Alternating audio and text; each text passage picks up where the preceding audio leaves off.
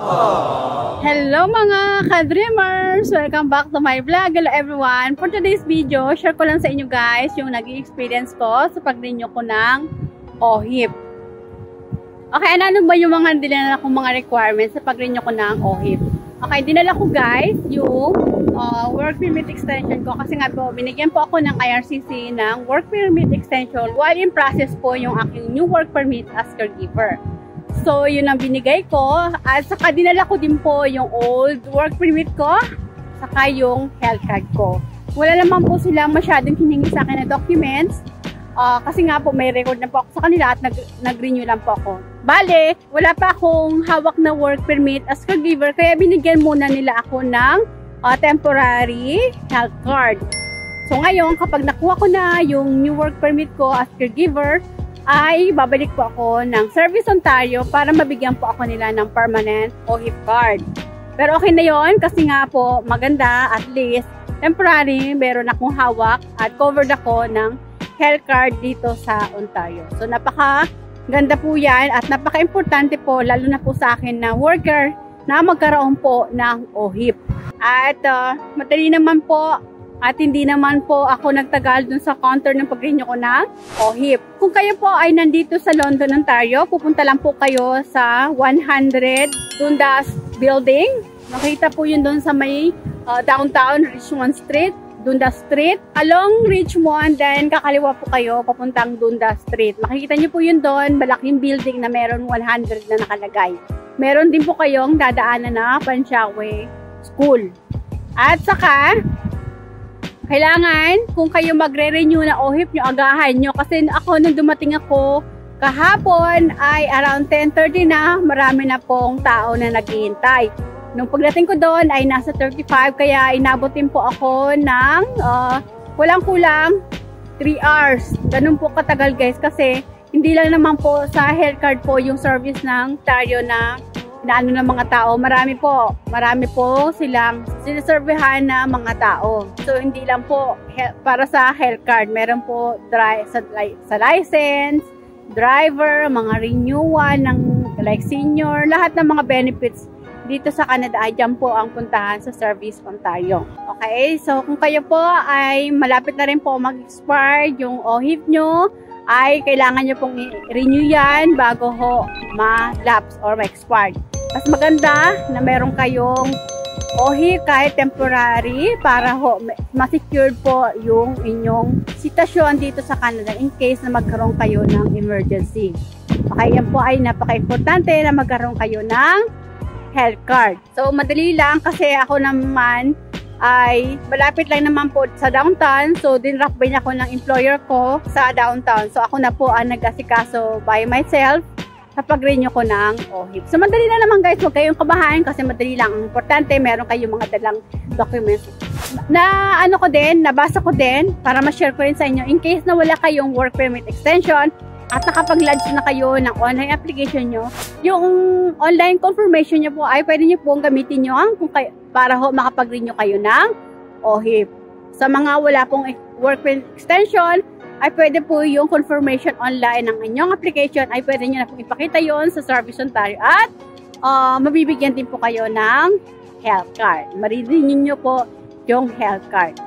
Yung isang friend ko naman na sa Ontario, hindi pa rin siya makarenew kasi nga during ng application niya ay na-refuse siya, kaya ngayon ay magla-lodge ulit siya. Kaso wala pa siyang confirmations ng kanyang application, kaya sabi ko sa kanya ay hintayin niya na lang muna yung online confirmation para makapag-renew siya ng OHIP niya. Kasi magkakasunod lang naman kami. Marami kami mga taga MP o Metro Pinoy galing sa Hong Kong na mga June yung kami mga may expired lahat ng mga documents namin.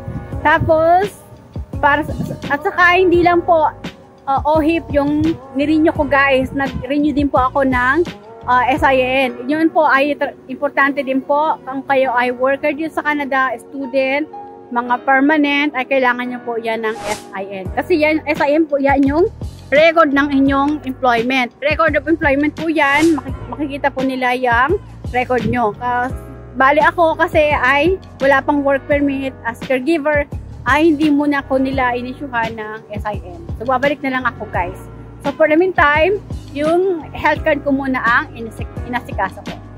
So okay naman, successful naman yung pag-renew ko kasi nga po, nabigyan po ako nila ng temporary OHIP.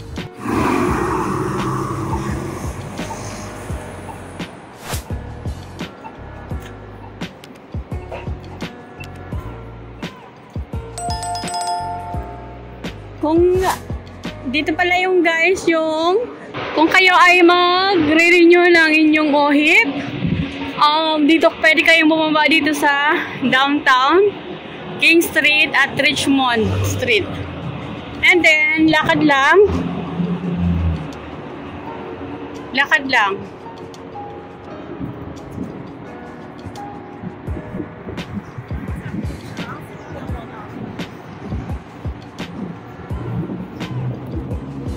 Tapos, meron doon Panshawe, ayun, sa kabilang side.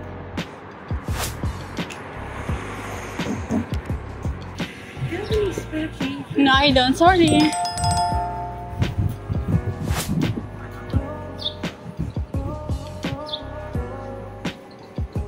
Ayan guys, oh. Papakita ko sa inyo kung saan kayo pupunta kung kayo ay magre-renew ng OHIP. Andito ako ngayon sa Richmond Street. Doon ako bumaba sa my King Street. Coming from here. Ayan. And then, ayan nyo, makikita nyo yung 100 Dundas. Yan po yung building na nandyan po yung Service Ontario. Ayan, no. Ayan. Naka-stop na siya. So, mag-cross na tayo. Ayan. Para hindi kayo mawala. Meron doon Panshawe. Nakalagay doon Panshawe. Pero nandito yung ano nila.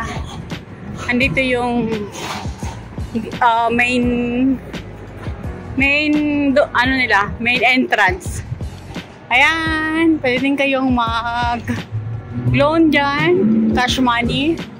Nandito din yung LTO, London Transit, Information and Ticket Office. Okay. Ano to guys? Dundas Street. Ayan. Dito meron din Freedom Mobile. May Dalarama din. Ayan. Andun yung Panshawe. Ayan, Dalarama. Napakamura yung mga items dyan. $1 up. Ayan. Ayan yung Panshawe, oh. Tara, tawid tayo.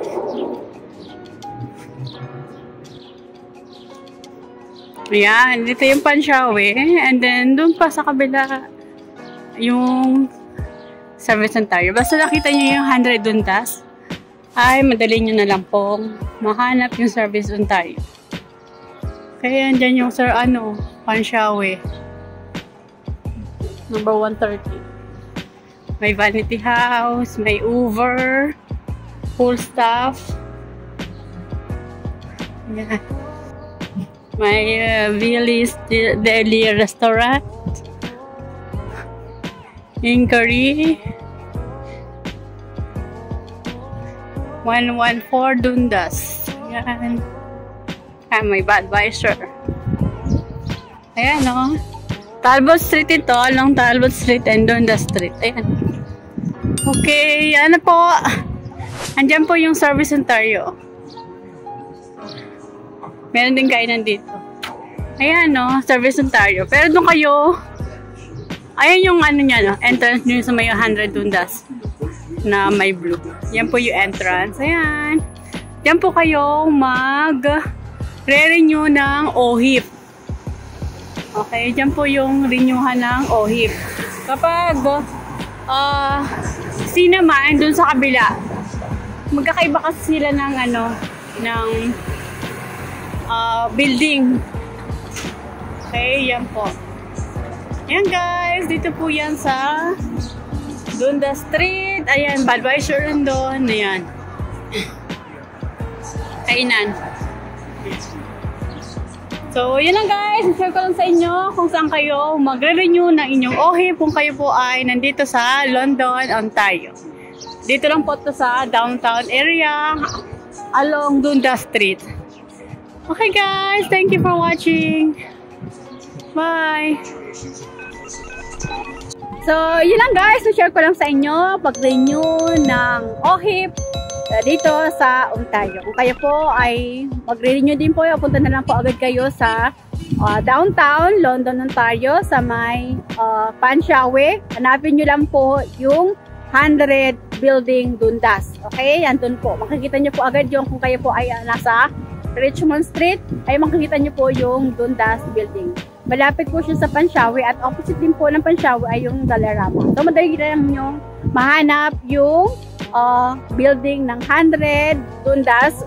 So, yun lang guys. So, guys, if you find my video helpful, please subscribe naman po and do like and share din po.